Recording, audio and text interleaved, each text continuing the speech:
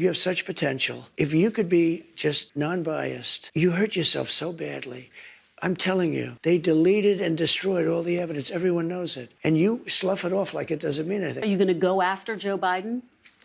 I'm really looking to make our country successful.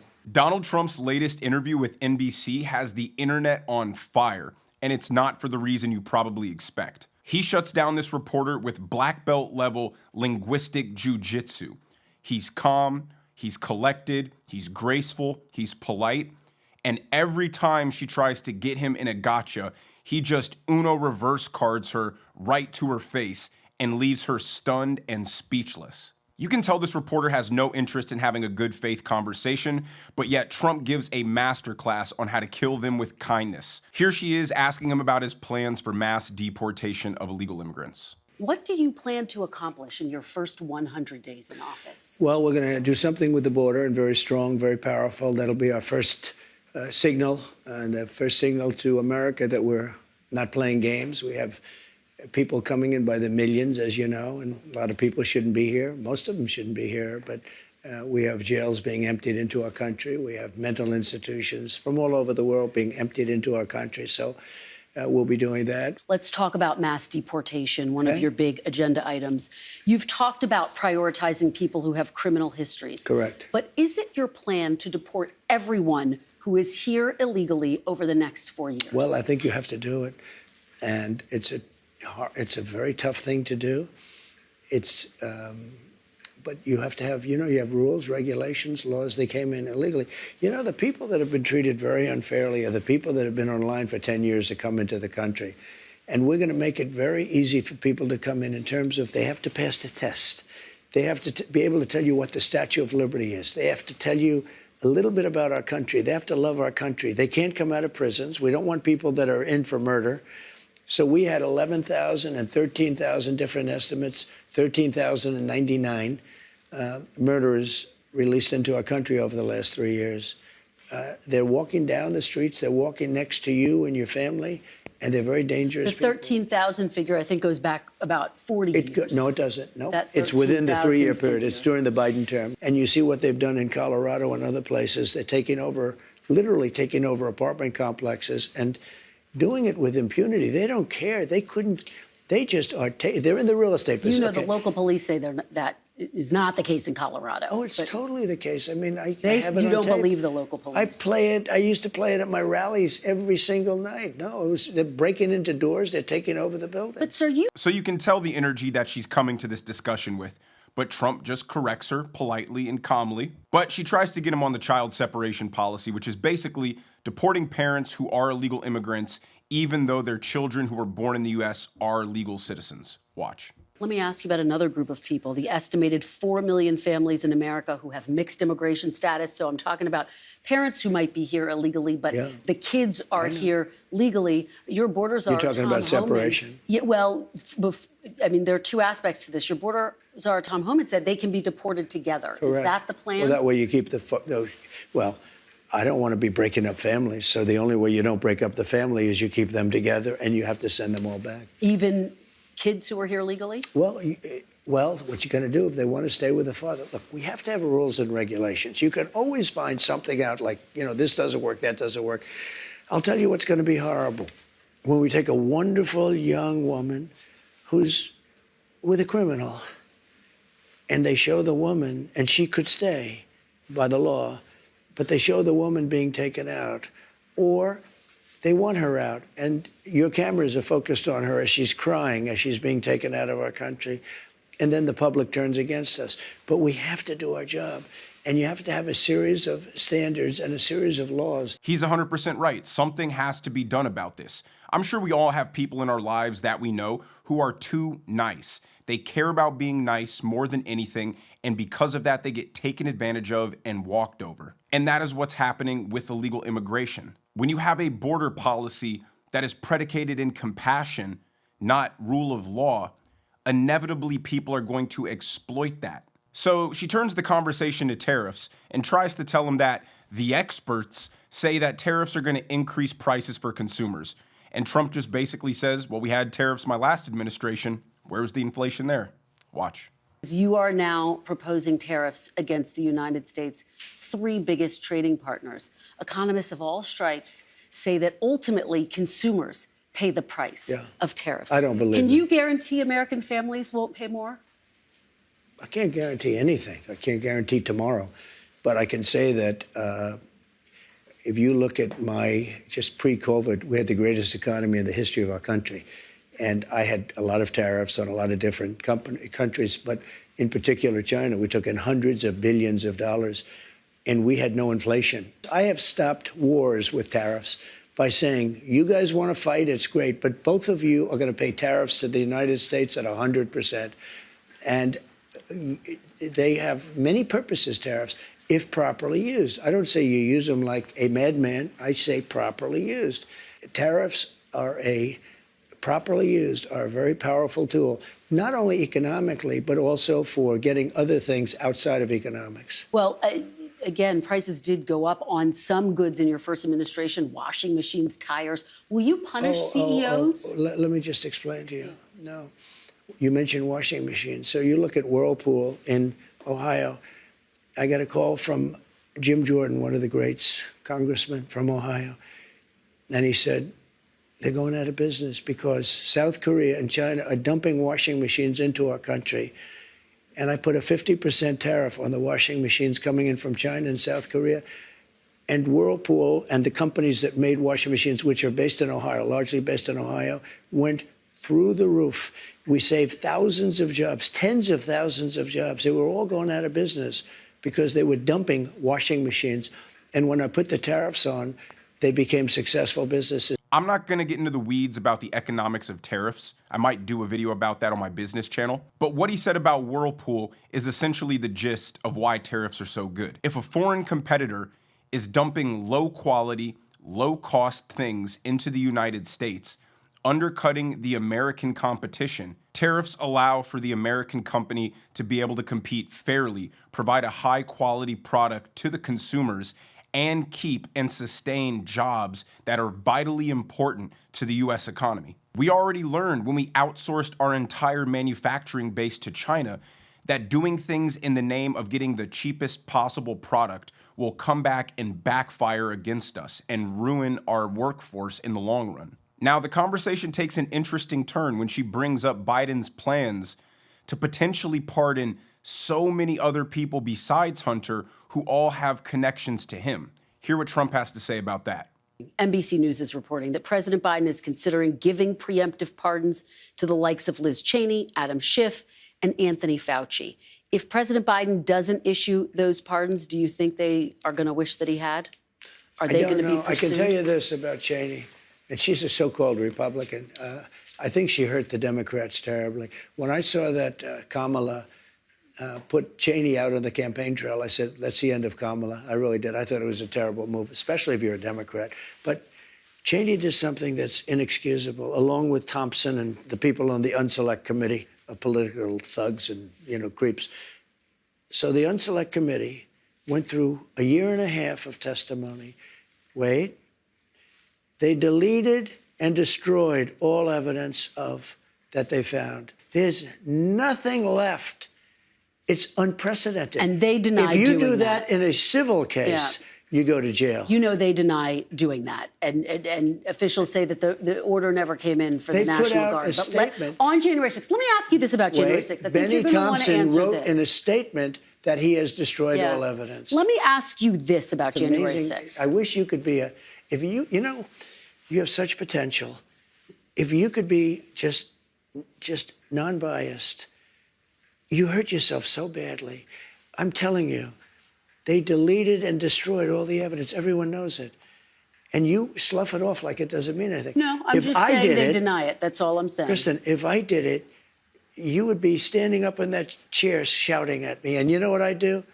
I'd say, you got me. I love that. Kristen, you have so much potential. That was awesome.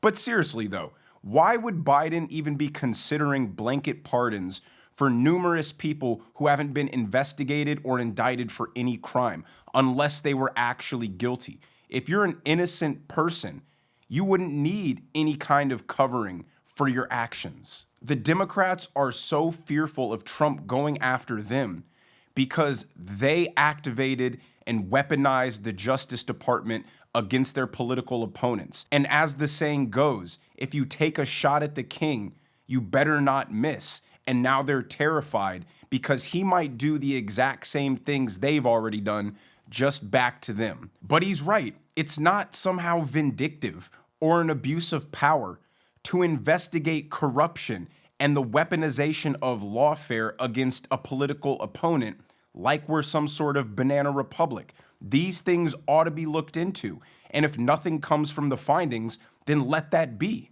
Joe Biden trying to preemptively pardon all these people makes them look glaringly guilty. Now, she asks him about abortion. And as we know, Kamala ran on the women's rights issue, the abortion issue, saying that the Republicans were going to institute a federal ban, even though Donald Trump specifically stated it was a states' rights issue now, as it should be. But that doesn't stop the Democrat talking point that he's going to try to ban it. So she asks him about it, and he gives her one of the realest answers that you've ever heard. Watch.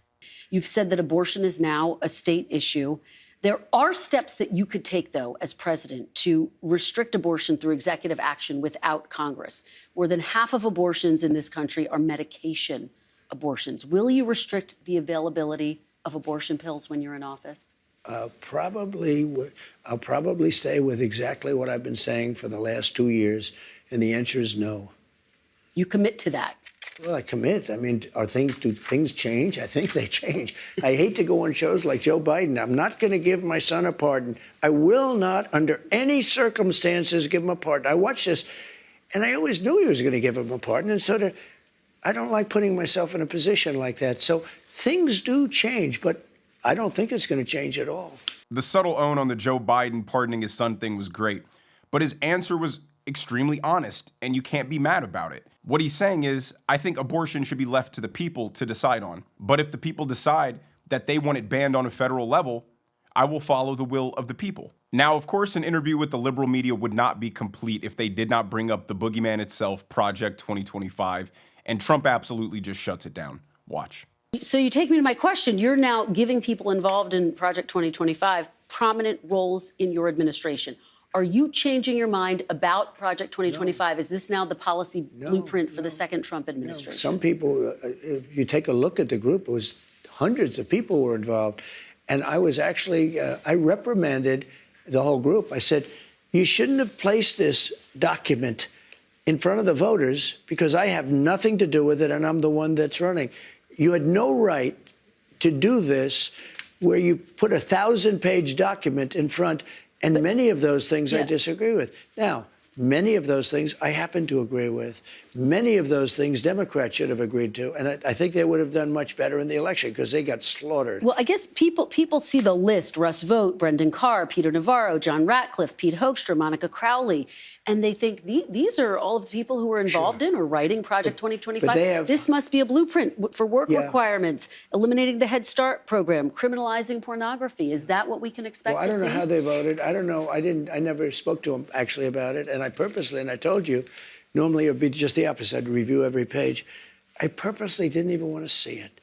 Because when somebody like you asked me a question about Project 2025, I can honestly say I've never seen it. I have nothing to do with it. I didn't read it, but I did hear some things in there that I would totally disagree with. And I said to the people that were really the people behind it, you know who those people are, I said, you really had no right doing this to me because they used it as a soundbite, the Democrats. And I don't know, it couldn't have been too effective because they got slaughtered, but they did use it as a soundbite. But to people who see, oh, he's bringing in all of these people from Project 2025, he must know what it is. Well, you know what? I don't know what it is, no. I don't know what it is. You still don't know what it is? But I heard all certain these people things that I didn't like. And by the way, I heard certain things that are phenomenal. Okay? Like what? Like law and order. We want law and order.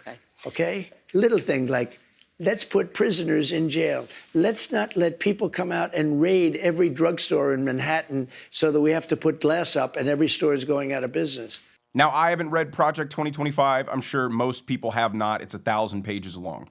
But I have skimmed through it, and just like Trump said, there are some really bad ideas and there are some really good ideas coming from hundreds and hundreds of different contributors.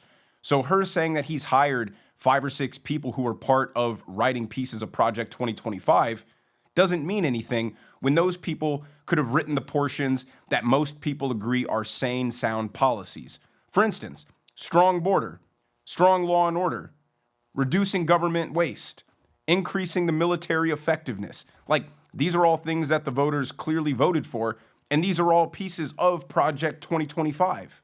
Again, I haven't read it in its entirety. I don't know if there's a person alive who has.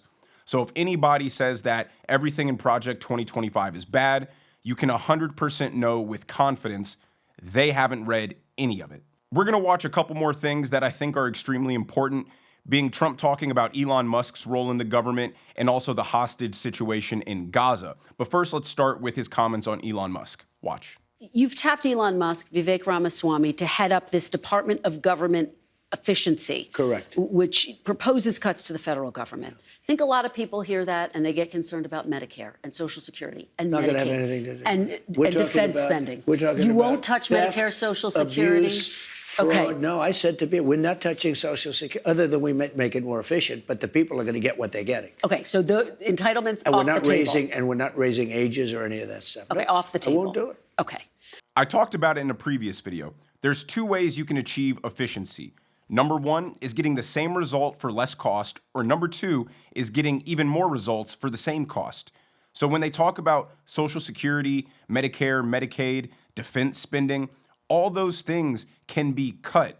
The cost can be reduced while maintaining the exact same service and result that is provided to the American people. So when enemies of Trump and Elon criticize them for having such an ambitious goal of how much they should cut, the presupposition in that is that the government is already as efficient as possible, which we know is not true at all. Now let's get into what he said about the hostage situation in Gaza. Let's turn to the Middle East now, sir. There are still American hostages being held in Gaza. Yeah. You said this week that if the hostages aren't released before Inauguration Day, quote, there will be all hell to pay. Correct. What exactly did you mean? And do you still think that the hostages are alive? I'm not a big believer in the fact that there are too many of them living, sadly, because I've seen the way they've been treated. I talk about the young girl that was pulled by her hair violently and thrown into the back of a car like she was a sack of potatoes. And I said, you know, that's hatred. And then I said, how did that young girl do? Beautiful young girl just dragged by her hair. You remember, blood pouring all over her body. You can imagine the parents thrown into the back of a car by some horrible guy. And I said, how is she? She's dead. She died, sir. I don't think you have as many. I mean, I hate to say it. I think you have far fewer hostages than people think. Really? That's what I think. It's only my opinion, but Okay. I've been right on just about everything. Do you remember when the Democrats were applauding the nice, kind, humane treatment that Hamas was showing the hostages? Because propaganda pieces were coming out of hostages thanking Hamas for their loving and kind and compassionate treatment.